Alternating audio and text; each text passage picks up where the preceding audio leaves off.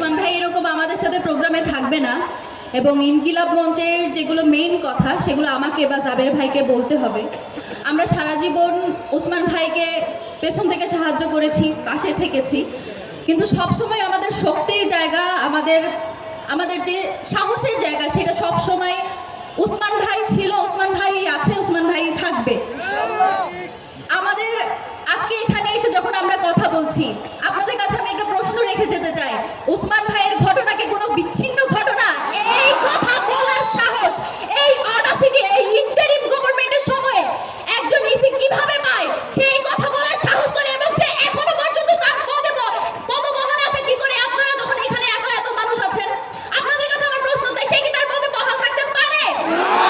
এখনো সে কিভাবে থাকে? Interim government.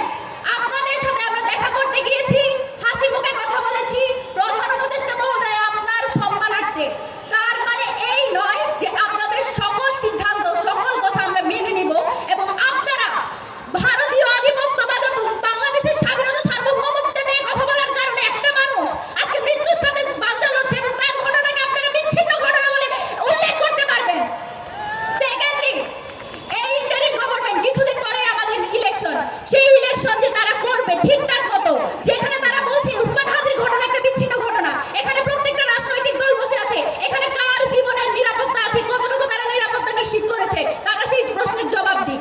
তারপর তারা বলুক যে এই ইলেকশনটা আমরা চাই, এবং এই ইলেকশন হবে, আমাদের যে ভোট বিপ্লব, সেটা হবে আওয়ামী লীগের সবচেয়ে বড় পরাজয়। সেই পরাজয় নিশ্চিত করার আগে আমাদের নিরাপত্তা, এখানে যে সকল রাজনৈতিক দল আছে তাদের নিরাপত্তার জন্য আপনারা কি করেছেন সেটা আমাদেরকে চাক্ষুষভাবে দেখাবেন।